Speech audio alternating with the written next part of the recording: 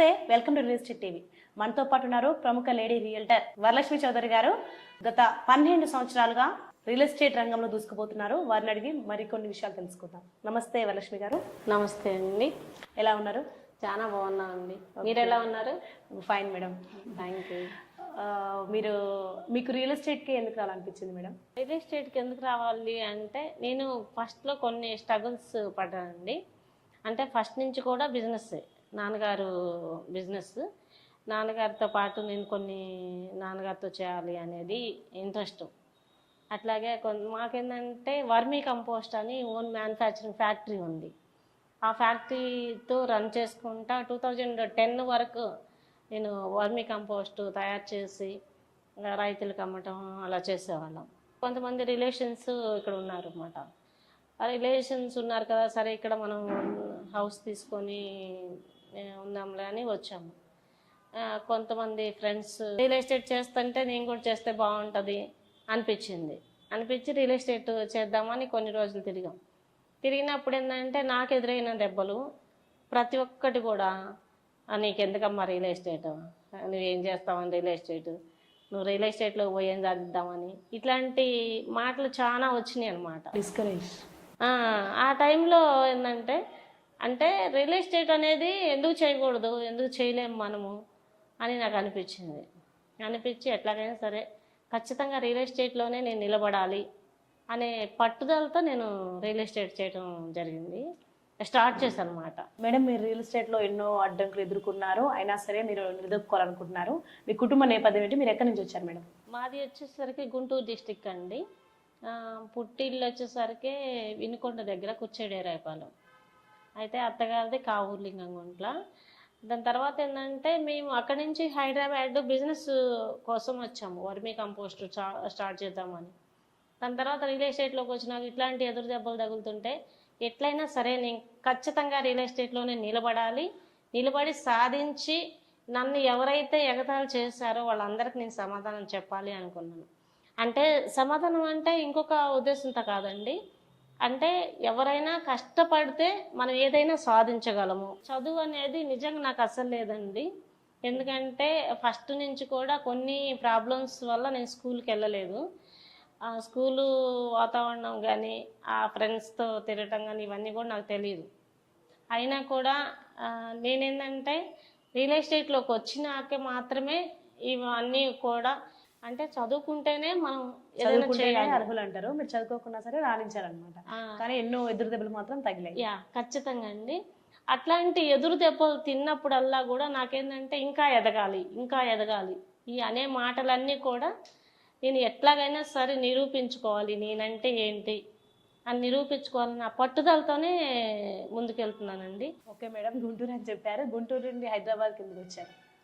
మేము గుంటూరు నుంచి రావటం అంటే ఫస్ట్ ఏంటంటే, అమ్మ వాళ్ళు 2000లో హైదరాబాద్ వచ్చారండి బిజినెస్ కోసము. అమ్మ వాళ్ళు వచ్చినాక ఆమె కొన్ని రోజుల తర్వాత మేము బిజినెస్ నేను కూడా చేసుకుంటాను అని చెప్పి మా నాన్నగారిని అడిగితే సరే పర్లేదు వచ్చి చేసుకోమని చెప్పి నాకంటూ ఒకటి ప్లాట్ఫామ్ చూసి మీరు వచ్చి చేసుకోండి అన్నాడు. అప్పుడు నేను ఆ టైంలో పిల్లల్ని తీసుకుని వచ్చాను అనమాట. నాకు మ్యారేజ్ అయిన కొన్ని సంవత్సరాలకే మా హస్బెండ్కి పెరాలసిస్ వచ్చి కనీసం తీసుకొచ్చి ఇంట్లో, మాకు పొలాలు ఉన్నాయి కానీ పొలం ఏంటంటే ఎప్పుడు కూడా ఏ వస్తువైనా మన ఊర్లో ఎట్లుంటుంది, ఏదన్నా ఉంది అంటే అమ్ముకొని తినలేము. అట్లని ఉంది చెప్పుకోవడానికి ఉంది ఆస్తి, ఏం చేయాలి అని టైంలో ఇంకా నాన్న నాకు పరిస్థితి బాగలేదు, ఇట్లా ఉంటుంది నాన్న అని చెప్పి మా నాన్నగారితో చెప్తే, నాన్నగారు సరే నీకంటూ ప్లాట్ఫామ్ ఉండి నువ్వు వస్తే బాగుంటుంది, అచ్చం మా మీద ఆధారపడే కంటే కూడా అని చెప్పి నాన్నగారు ఒకటి ఫ్యాక్టరీ నా పేరు మీద లీజుకు తీసుకొని ఫోన్ చేశారు రమ్మని. ఇంకా అప్పుడు ఆ టైంలో వచ్చానండి.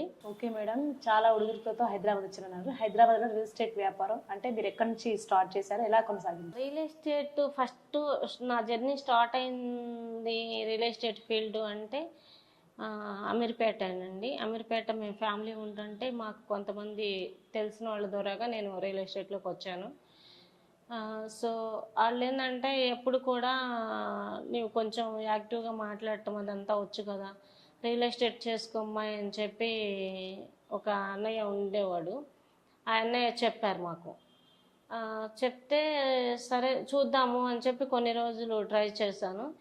ఒక్కొక్క బిల్డింగ్ సేల్ చేయడానికి పోయేటప్పుడు ప్రతి ఒక్కళ్ళు కూడా ఆ బిల్డింగ్ నువ్వు చేసినప్పుడు చూద్దాంలే అని ఇట్లాంటి మాటలు కూడా చాలా వచ్చినాయి నాకు. అయినా ఎవరైతే ఎప్పుడు ఏది కాదన్నారో అదే నేను నిలబడి పట్టుదలతో వాళ్ళతో కస్టమర్తోనైనా ఓనర్తోనైనా మాట్లాడే విధానం జాగ్రత్తగా మాట్లాడి ముందుకొచ్చి చేసిన రోజులు చాలా ఉన్నాయి. కానీ అవన్నీ తలుచుకుంటే ఈరోజు అంటే ఇట్లాంటి కష్టాలు ఉన్న వాళ్ళకి ప్రతి ఒక్కరికి కూడా నేను అంటూ ఒక లైఫ్ ఇవ్వాలి, అలాంటి వాళ్ళు అందరిని రియల్ ఎస్టేట్లో నిలబెట్టాలి అన్నది నాకు గోల్ అండి. మేడం, మీరు హైదరాబాద్కి వచ్చి రియల్ ఎస్టేట్లో ఎన్నో ఒడిదుడుకులు ఎదుర్కొన్నారు కదా, సో ఏదైనా ఒక్కరోజు మీకు అనిపించిందా ఆ రియల్ ఎస్టేట్ వదిలేద్దామని? అంటే ఎప్పుడు కూడా రియల్ ఎస్టేట్ వదిలేయాలన్న ఆలోచన రాలేదండి. నేను రియల్ ఎస్టేట్ చేసేటప్పుడే కాకపోతే నన్ను ఎదగనీయకుండా చేయాలి, ఇంకా ఇంకా తొక్కేయాలి, వచ్చే కమిషన్స్ ఆపేయాలి, లేదా వచ్చిన కమిషన్స్ ఏదో కొంక పెట్టుకొని వాళ్ళు తీసేసుకోవటము. మేడం, మీరు గత 12 ఏళ్ళుగా రియల్ ఎస్టేట్ బిజినెస్లో ఉన్నారు కదా, సో మహిళలకి సూట్ కాదనేసి అంటారు, దానిపై మీరేమంటారు? లేదండి, అది రాంగ్. ఎప్పుడైనా సరే మనం చేసే బిజినెస్ కరెక్ట్గా చేస్తుంటే ఎప్పుడైనా సరే మనం ఎవరమైనా చదువుకున్నామా చదువు లేదా అన్నది పక్కన పెడితే రియల్ ఎస్టేట్ అనేది ఎవరైనా చేయొచ్చు, లేడీస్ అయినా చేయొచ్చు, బాయ్స్ అయినా చేయొచ్చు. కాకపోతే ఏంటంటే వాళ్ళు ఎవరైతే బాయ్స్ వెళ్ళి నైట్ టైమ్స్ అయినా ఎవరినైనా కస్టమర్ని కలవాలి అన్నప్పుడు కలవగలుగుతారు. మనం ఆ టైంలో వెళ్ళి కలవలేం కాబట్టి మనకున్న టైము ఏదైతే ఉందో మార్నింగ్ 9 to ఈవినింగ్ 6 ఇట్లాంటి టైంలో కనుక కస్టమర్ని కలిసి కరెక్ట్గా కమ్యూనికేషన్ చేసుకోగలిగితే రియల్ ఎస్టేట్ అనేది ఎవరికైనా చాలా బాగుంటుందండి ఖచ్చితంగా. ఎందుకంటే నేనే ఉదాహరణ నన్నే తీసుకోండి, నాకు ఎటువంటి చదువు లేదు. నేను ప్రతి చదువు అయినా ఏదైనా రియల్ ఎస్టేట్లోకి వచ్చినాక నేర్చుకున్నది. అది నేర్చుకొని చెయ్యాలి అని పట్టుదల ఒకటి ఉంటే చాలు, మనల్ని ఎవరేమి అనరు. మనం ఉండే జాగ్రత్తలో మనం ఉండాలి అంతవరకే. కానీ అట్లా లేడీస్ చేయకూడదు అనేది అసలు ఎవరు చెప్పారండి? ఎవరైనా ఏదైనా చేయొచ్చు, కానీ జాగ్రత్తగా చేసుకోవాలి అంతే. ఈరోజు హైదరాబాద్ రియల్ ఎస్టేట్లో చూసుకుంటే ఎక్కడైనా చూడండి అండి, లేడీసే ఎక్కువ ఉన్నారు. ఎందుకున్నారు అంటే లేడీస్ కూడా ఏదైనా సాధించవచ్చు, ఏదైనా చేయొచ్చు అనే పట్టుదలతో లేడీస్ ముందుకెళ్తున్నారు. ఓకే మేడం, ఇప్పుడు రియల్ ఎస్టేట్లో మహిళలకి మీరు ఆదర్శం చెప్పాలంటే, కానీ ఇలాగే మహిళలు ముందుకు రావాలంటే రియల్ ఎస్టేట్ బిజినెస్ చేయాలంటే మీరు వాళ్ళకి ఏమైనా ట్రైనింగ్ ఇవ్వడం జరుగుతుందా? ఖచ్చితంగా మేడం, అదే నేను చెప్తున్నాను. ఎందుకంటే రియల్ ఎస్టేట్ అనేది లేడీస్ కూడా చేయొచ్చు. మా నేమ్ తీసుకుంటే అండి, మాది నేమ్ కూడా ఏంటంటే టీమ్ నేమ్ వచ్చేసరికి wonder women team. Wonder women team అంటేనే లేడీస్ ఉన్నారు. దాంట్లో ఎవరైనా లేడీస్ బిజినెస్ చేయాలనుకున్న వాళ్ళు ఎవరైనా వచ్చి బిజినెస్ చేస్తాము మాకు ఇంట్రెస్ట్ ఉంది అంటే కనుక ఖచ్చితంగా 100% రూపాయి ఖర్చు లేకుండా మేము ఎటువంటి ఛార్జెస్ చేయకుండా వాళ్ళకి రియల్ ఎస్టేట్ ట్రైనింగ్స్ నేను ఇస్తానండి. అట్లాగే మాకు టీం ఉంది, టీం వర్క్ కూడా మేము చాలా చేస్తూ ఉంటాము. మా టీంలో చాలామంది లేడీస్ ఉన్నాము, బాయ్స్ ఉన్నాము. అందరం కలిసి అక్క చెల్లెళ్ళు అన్న తమ్ముళ్ళలాగా పనిచేస్తున్నాము. అట్లా ఏమి ఇబ్బంది ఉండదండి, అసలుకి చేస్తాం ఖచ్చితంగా. ఓకే మేడం, చక్కటి భరోసా అయితే ఇచ్చారు. మీరు ఇప్పుడు ప్రజెంట్ ఏ ఏరియాలో రియల్ ఎస్టేట్ చేస్తున్నారు మేడం? ఇప్పుడు మేము వచ్చేసరికి అమీర్పేట చుట్టుపక్కల అండి, అమీర్పేట చుట్టుపక్కల ఒక 10-15 కిలోమీటర్లు 20 కిలోమీటర్ల వరకు చేస్తున్నాము. ఏది ఓపెన్ ఫ్లాట్స్, విల్లాస్, అపార్ట్మెంట్స్ ఇట్లాంటి. దాని తర్వాత చూసుకుంటే మేము ఎక్కువ చేసేది అయితే మాత్రం ఓపెన్ ఫ్లాట్స్ సౌత్ హైదరాబాద్ ఉన్నాయండి.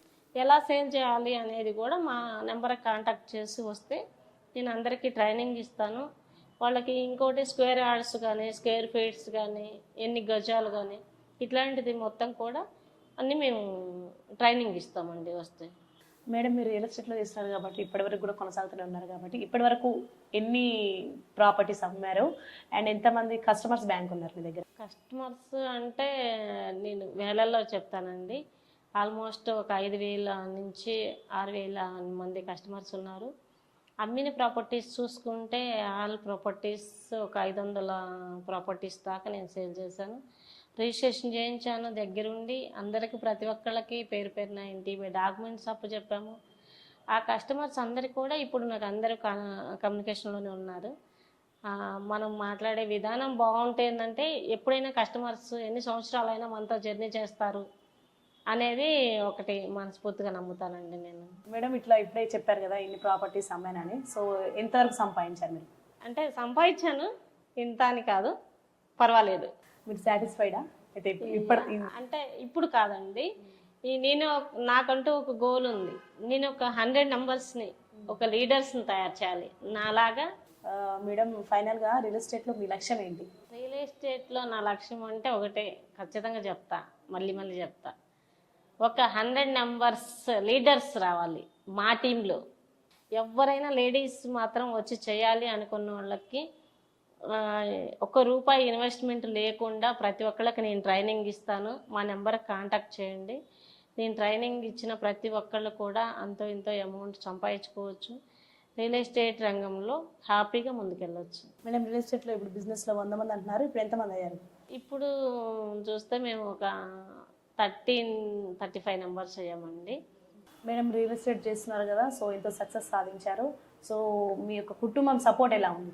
ఫ్యామిలీ సపోర్ట్ తీసుకుంటే నిజంగా అండి, ప్రతి కుటుంబంలో ఇలాంటి సపోర్ట్ ఇస్తున్నారు అంటే, నా బ్యాక్గ్రౌండ్ చూసుకుంటే నా పిల్లలు కావచ్చు, మమ్మీ డాడీ కావచ్చు, అటు అత్తగారి తరపున కావచ్చు, అందరు కూడా సపోర్ట్ చాలా బాగా ఇస్తారండి. ఆ సపోర్ట్ ఇవ్వటం వల్లే ఈరోజు ఇక్కడ నేను నిలబడ్డాను అంటే వెనక బ్యాక్ బోన్ లాగా సపోర్ట్ ఉండబట్టే నిలబడ్డాను. మా పాప కానీ, బాబు కానీ, మమ్మీ డాడీ వాళ్ళు కానీ, మా బ్రదర్స్ సిస్టర్స్ కానీ ఎవరైనా నాకు సపోర్ట్ అయితే చాలా బాగుంటుందండి. కష్టపడుతుంది. ఇంకోటి ఏంటంటే, ఇప్పుడు మాట్లాడుకున్న ప్రతి ఒక్కళ్ళు మా ఫ్యామిలీ మెంబర్స్ కూడా ఏంటంటే కష్టపడి పైకి వచ్చింది అనేది అందరికీ ఉంది. అందరూ సపోర్ట్ చాలా బాగా ఇస్తారండి. నాకు ఫ్యామిలీ సపోర్ట్ అయితే చాలా బాగుంది. పిల్లలు ఏం చేస్తారు మేడం? బాబు వచ్చి జాబ్ చేస్తారండి మలేషియాలో. పాప హైదరాబాద్ ఈవెంట్స్ కండక్ట్ చేస్తుంది. వాళ్ళు సొంతంగానే స్టార్ట్ చేశారు. 4 నంబర్స్ ఫ్రెండ్స్ కలిసి MBA అయిపోయాక హైదరాబాద్ ఈవెంట్స్ చేస్తాను. మీ సార్ మేడం? సార్ కూడా బిజినెస్ అండి, వర్మీ కంపోస్ట్. ఓకే. ఫ్యామిలీలో ఎవరైనా మీలాగా రియల్ ఎస్టేట్ బిజినెస్ చేసే వాళ్ళు ఉన్నారా మేడం? రియల్ ఎస్టేట్ ఫ్యామిలీలో ఒక తమ్ముడు మాత్రం రీసెంట్గా వచ్చారండి రియల్ ఎస్టేట్లోకి. తమ్ముడు కూడా చేస్తున్నారు ఇప్పుడు. సో చూసారు కదండి, ఇది వాటి సక్సెస్ రియల్టర్ వరలక్ష్మి చౌదరి గారి రియల్ ఎస్టేట్ ప్రస్థానం. సో మరొక సక్సెస్ రియల్టర్తో మళ్ళీ కలుద్దాం. చూస్తూనే ఉండండి రియల్ ఎస్టేట్ టీవీ.